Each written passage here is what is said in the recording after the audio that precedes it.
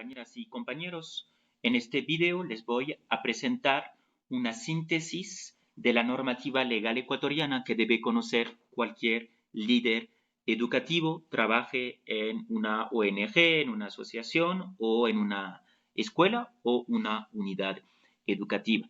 ¿De acuerdo? Entonces vamos a ir de lo general a lo específico. ¿Sí? Empezaremos con el paraguas de la Ley Orgánica de Educación Intercultural, más conocida como LOEI, que seguramente hayan estudiado en los ciclos anteriores.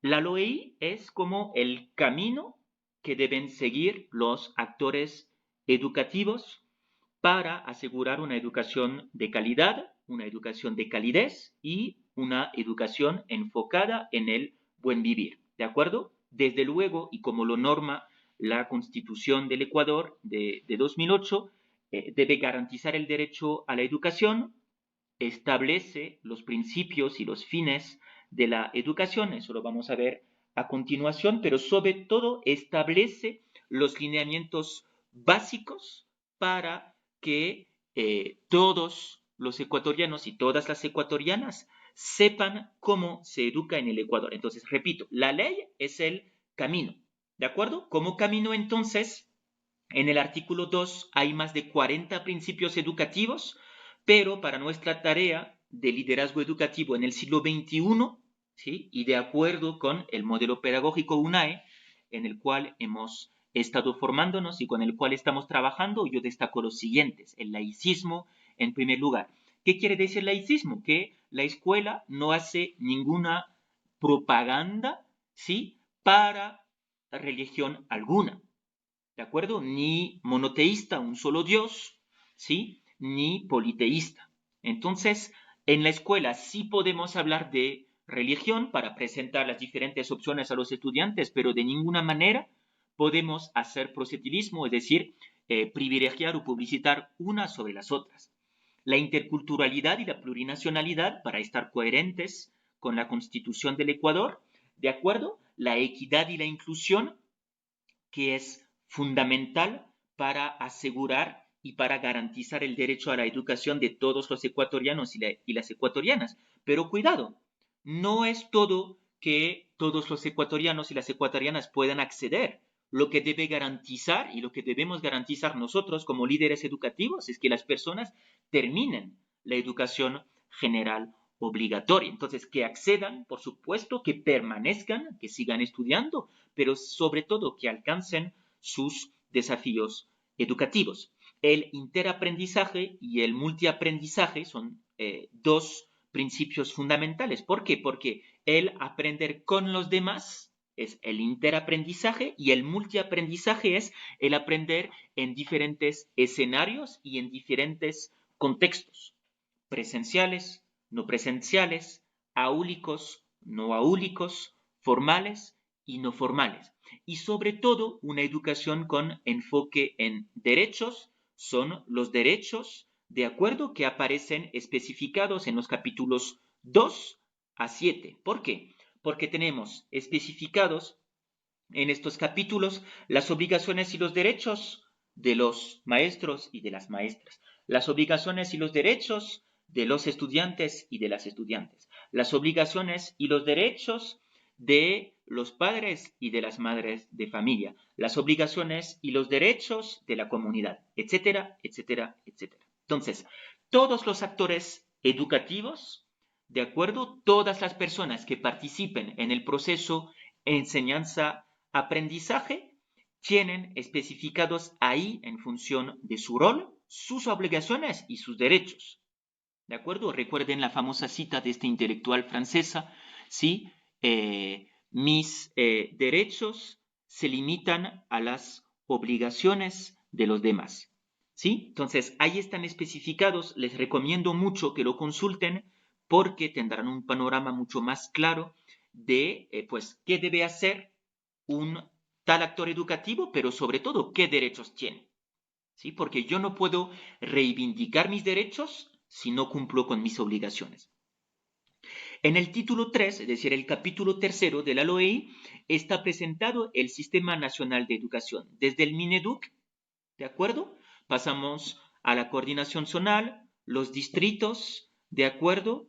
Ahí hablan de los diferentes organismos que tienen la obligación de evaluar la calidad del Sistema Nacional de Educación, ¿de acuerdo? Como es el INEVAL. Entonces salen ahí explicados todos los engranajes del Sistema Nacional de Educación. Y finalmente, en el capítulo 4 habla de la educación intercultural bilingüe.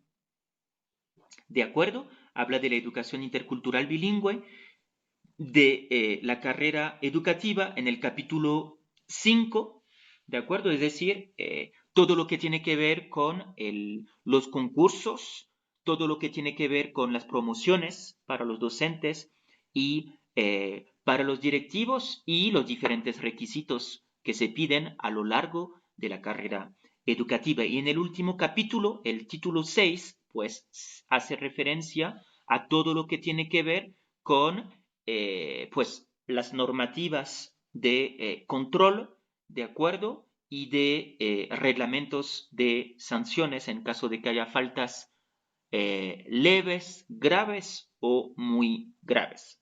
¿De acuerdo? Entonces, así se estructura el camino de la Ley Orgánica de Educación Intercultural, que hace referencia tanto a la educación eh, convencional, lo vamos a decir así, que está regida por el currículo 2016 y también hace referencia a la educación intercultural bilingüe con el MOSEIB, ¿no? El modelo del sistema de educación intercultural bilingüe, que se dirige a los y a las estudiantes que tienen un idioma materno que no sea el castellano, ¿de acuerdo? Que puede ser cualquiera de las lenguas o de los idiomas de los pueblos y de las nacionalidades reconocidas en la Constitución ecuatoriana. ¿De acuerdo? Entonces, nos quedamos con esta idea de que la LOEI es el camino. Ahora, más importante todavía, el reglamento a la Ley Orgánica de Educación Intercultural. ¿Por qué digo que es más importante? Porque si la LOEI es el camino, el reglamento a la LOEI es cómo andar por el camino. ¿Sí? Es decir, que si la LOEI te establece, te determina los códigos, el reglamento a la LOEI te explica cómo lidiar a diario con estos códigos. ¿De acuerdo? Es decir, cómo se aterriza la Ley Orgánica de Educación Intercultural a la realidad educativa diaria. Bien, entonces, en el capítulo 1 te presenta cómo deben interactuar los diferentes entes, las diferentes instituciones del Sistema Nacional de Educación, ¿sí? ¿Qué debe hacer el Mineduc? ¿Cuáles son las orientaciones que da el Mineduc para las coordinaciones zonales? ¿Cuáles son las orientaciones que las coordinaciones zonales mandan al distrito? ¿De acuerdo? Y cómo el distrito debe interactuar con los directores de las escuelas o con los rectores, las rectoras de las unidades educativas. Asimismo, en el capítulo 2 habla de cómo es evaluada la educación en el Ecuador. ¿De acuerdo? Entonces, esto tiene muchísimo que ver con los estándares de calidad educativa sobre los cuales vamos a conversar a continuación. Sí, pero es fundamental que entiendan que todo el sistema está sujeto a evaluación. ¿De acuerdo? Cada institución, cada ente está sujeta a evaluación. Muy bien, entonces, los estándares. ¿Qué sucedió? Los estándares de calidad educativa se elaboraron en el año 2012, ¿de acuerdo? Eso es la primera versión, y luego se actualizaron en el año 2017, ¿de acuerdo? Mediante el acuerdo ministerial 26. Los acuerdos ministeriales siempre van a empezar, la numeración siempre va a empezar con el año 2017, 2018, 2019, 2020 y luego tendrán el número del acuerdo. ¿Ya? Entonces, el acuerdo 26 quiere decir que es el 26º acuerdo que fue tomado en el año 2017 y este hace referencia a la actualización de los estándares. Quedan 4 estándares: los estándares de gestión escolar, los estándares de desempeño profesional docente y los estándares directivos. ¿Bien? Entonces, ¿por qué se actualizaron los estándares? Porque se dieron cuenta de que la estructura que existía no permitía evaluar de manera correcta las funciones de los diferentes actores de la unidad educativa o de la escuela. Es decir, directivos, ¿de acuerdo? Docentes y toda la parte que tiene que ver con lo administrativo financiero y la infraestructura, ¿sí? ¿Cómo se dieron cuenta de eso? Pues mediante las visitas de auditorías. Los auditores son estas personas que van a una unidad educativa, van con la lista de estándares, la lista de evidencias y luego pues elaboran un informe, ¿sí? Que se conoce como el semáforo. Es decir, que si cumples con los estándares tienes verde, si estás por cumplir con los estándares naranja y si te falta cumplir rojo. ¿De acuerdo? Por eso seguramente durante sus estancias de prácticas hayan visto ustedes estos semáforos, ¿no? Te decía, la unidad educativa tal ha cumplido satisfactoriamente con 30 estándares, está por cumplir 16 y no cumple con 5. Ven, entonces, son estas visitas de auditorías que tienen lugar cada 2 o 3 años que permitieron señalar que realmente los estándares no permitían interrelacionar los diferentes actores, su rol y su papel en la unidad educativa. Entonces, ¿qué hicieron? Lo que hicieron es describir los logros esperados. Los estándares, ¿qué son? Son orientaciones, ¿de acuerdo?, que nos indican las metas educativas para lograr una educación de calidad. Por lo tanto, los estándares no son una sanción. Los estándares nos permiten monitorear la acción de directivos, docentes, personal administrativo, financiero y de servicio. ¿Para qué? Para la mejora continua. Por lo tanto, la visita de los auditores no debe ser vista como un castigo, sino que la visita de los auditores permite medirnos a la realidad de nuestra unidad educativa. Es decir, hemos estado haciendo las cosas bien, qué hemos alcanzado, qué nos falta por alcanzar y cuáles son las metas en las que debemos trabajar de manera urgente. ¿Sí? Es decir, los estándares que no hemos podido cumplir. Como ustedes saben, los estándares tienen características bien específicas, ¿de acuerdo? Entonces, primero, miden desempeños observables y medibles, ¿de acuerdo? En segundo lugar, son homologables, es decir, que se corresponden con estándares internacionales. Es decir, que los estándares que evalúan aquí a la calidad ecuatoriana son estándares también de calidad que podrán ver en los modelos de Uruguay, en los modelos de Chile, en Latinoamérica, en los modelos de Finlandia, de Noruega, en Europa y en los modelos asiáticos de Taiwán y de China. ¿De acuerdo? Entonces, más bien los estándares se deben tomar como desafíos, ¿sí? Hay 4 estándares, como ustedes saben: los estándares de gestión escolar, los estándares de desempeño profesional, que se orientan tanto a directivos, desempeño profesional directivo, desempeño profesional docente, los estándares de aprendizaje para cada asignatura y finalmente los estándares de infraestructura.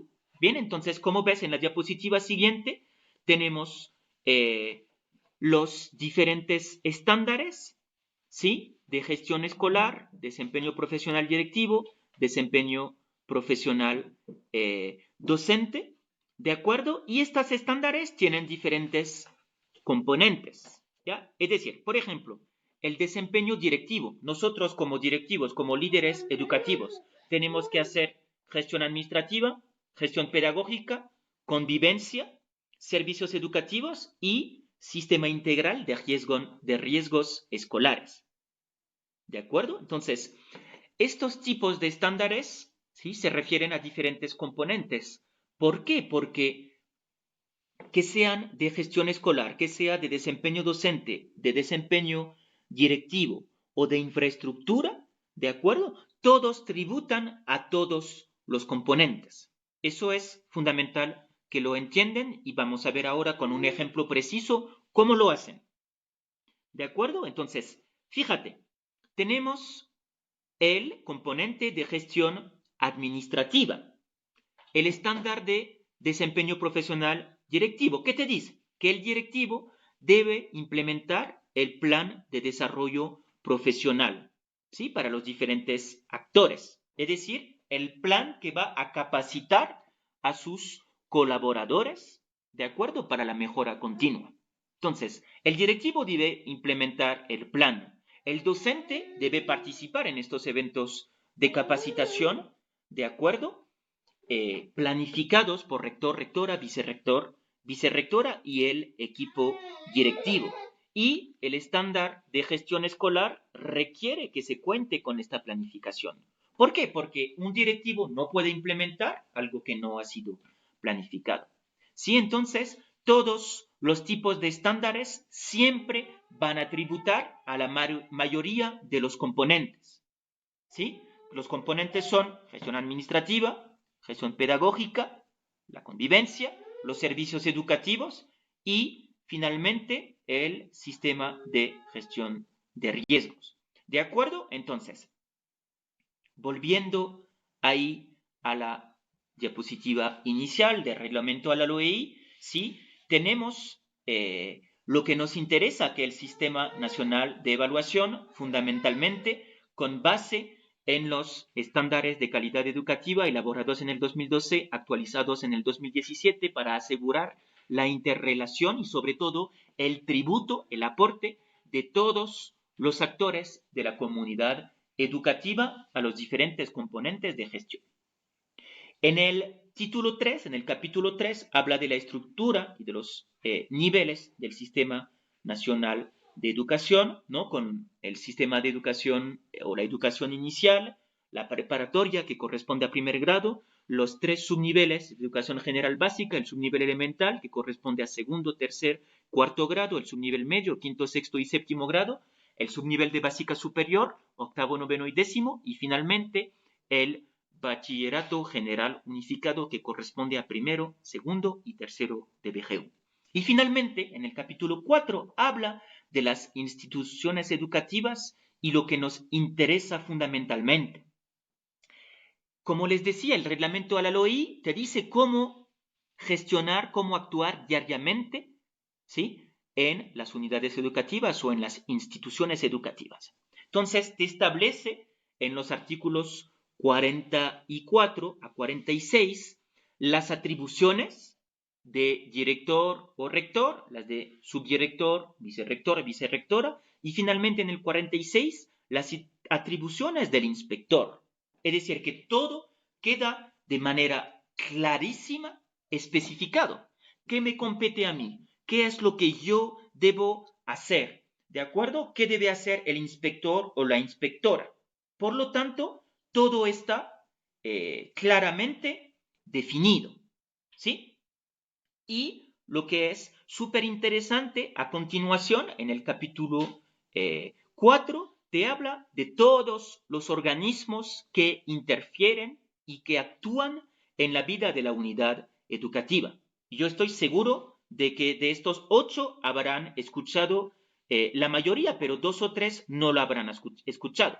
¿De acuerdo? Entonces, tenemos en primer lugar la Junta General de Directivos y de Docentes, ¿sí? Ahí en el capítulo 4 hay un artículo, lo vamos a ver, para cada uno de estos organismos, ¿de acuerdo? Entonces, fíjate, aquí te habla de los 8 tipos de organismos que yo te estoy presentando, ¿de acuerdo? Y luego te los va definiendo. Te dice la Junta General de Directivos y Docentes, ¿cuáles son sus deberes y sus atribuciones? Son 7, ¿de acuerdo? Luego te habla del Consejo Ejecutivo, de su conformación, ¿de acuerdo? Y te especifica cuáles son sus deberes y sus atribuciones para asegurar la calidad en la unidad educativa. Por ejemplo, el Consejo Ejecutivo es quien elabora el PEI, ¿de acuerdo? ¿Y quién lo da a conocer? A la Junta General de Directivos y Docentes. ¿De acuerdo? Cada organismo tiene su función específica y se encarga, ¿de acuerdo?, de elaborar los documentos mesocurriculares, PI, PCI, Código de Convivencia. ¿De acuerdo? Bien, entonces, como veis ahí, el Consejo Ejecutivo tiene una función fundamental. El Consejo Ejecutivo está conformado por rector, por vicerrector, ¿de acuerdo? Y luego incluye 3 vocales, ¿sí? 3 vocales que son elegidos por la Junta General de Directivos y Docentes. Es decir, que quienes realmente lideran la elaboración del PEI y la elaboración del Código de Convivencia son 5 personas. Son 5 personas. ¿Bien? Y luego, pues así seguidamente, te va especificando los otros deberes, las otras atribuciones de este Consejo Educativo. ¿De acuerdo? Las juntas de docentes de grado, tenemos el DESE, tenemos las organizaciones estudiantiles, ¿de acuerdo? Lo que se refiere al Consejo Estudiantil, los padres de familia, el gobierno escolar, fundamental para la vida democrática, ¿de acuerdo? Y la Junta Académica. Bien, la Junta Académica es fundamental porque ellos se encargan de que se implemente el currículo 2016. ¿De acuerdo? Eso es su principal función. Muy bien, entonces, conocidos estos organismos, ¿sí? Hemos visto realmente cuál es la estructura directiva, ¿sí? En una unidad educativa. No se hagan lío, nosotros como líderes educativos tenemos que estar en todo. ¿De acuerdo? Tenemos que estar en todo. Pero lo que sí me interesa es, y en eso vamos a trabajar en las próximas semanas, es el artículo 44, vuelvo a él aquí en las atribuciones. Entonces, les voy a ustedes pedir que con sus grupos pedagógicos, ¿de acuerdo?, los mismos con los cuales hemos ido trabajando en las últimas semanas, ¿sí? Les voy a asignar una atribución del director o del rector como líder educativo y les voy a pedir que ustedes busquen lo que se dice al respecto en la LOEI, ¿de acuerdo? Que busquen al respecto en el reglamento a la LOEI, que busquen sobre esta atribución, esta función en los estándares de calidad educativa y finalmente que busquen en los acuerdos ministeriales. ¿De acuerdo? Porque ahí en el reglamento a la LOI te dice con qué funciones debe cumplir, pero no te dice cómo hacerlo. Entonces, eso va a ser nuestra tarea. Yo les voy a dar algunos ejemplos, ¿de acuerdo?, de cómo hacerlo. Por ejemplo, la primera atribución del líder educativo es cumplir y hacer cumplir los principios, los fines, los objetivos del SNE, las normas y políticas educativas y los derechos y obligaciones de sus actores. Entonces, para yo saber qué debo hacer para cumplir, para adecuarme a este mandato, pues primero, los principios educativos, ¿dónde los voy a ver? Tengo que ir a la Constitución, tengo que ir a la LOEI. ¿De acuerdo? Lo mismo para los fines. ¿Dónde los voy a encontrar? En la Constitución y en la LOEI. Los objetivos educativos, ¿sí?, del Sistema Nacional de Educación están igualmente en la LOEI, pero están también en el plan Toda una Vida, ¿de acuerdo?, que rige desde el año 2017. Las normas y las políticas educativas los encuentro, por supuesto, en la LOI, en el reglamento de la LOI, como les dije, en los acuerdos, pero también en los instructivos, ¿de acuerdo? Instructivo de planificación curricular para elaborar el PI, para elaborar el PCI, la PCA, las planificaciones de unidad didáctica, pero instructivo para la educación inclusiva, instructivo para la capacitación, etcétera, etcétera, etcétera. ¿Bien? Y pues las políticas educativas están ya involucradas en lo que hemos señalado.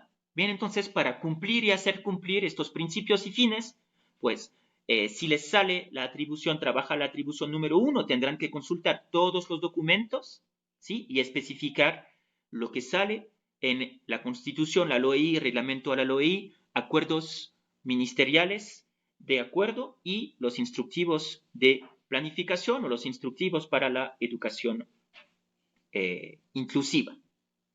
¿De acuerdo? Entonces, con respecto a dirigir y controlar la implementación eficiente de programas académicos, ¿de acuerdo? Y la ejecución de los diferentes planes institucionales, pues desde luego, ¿qué debo tener en cuenta yo? Los programas académicos son los programas que existan en mi unidad educativa. Puede ser bachillerato técnico, puede ser bachillerato internacional, ¿de acuerdo? Y los programas contemplados en el currículo 2016, ¿de acuerdo? Y la ejecución de los diferentes planes, pues tenemos los de siempre, el PEI, la PCI, ¿de acuerdo?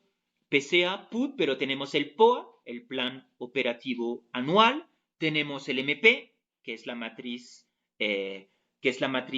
pedagógica, ¿de acuerdo? Tenemos los planes de mejora que aparecen al final del PEI y para participar en su evaluación permanente y proponer ajustes, ¿de acuerdo?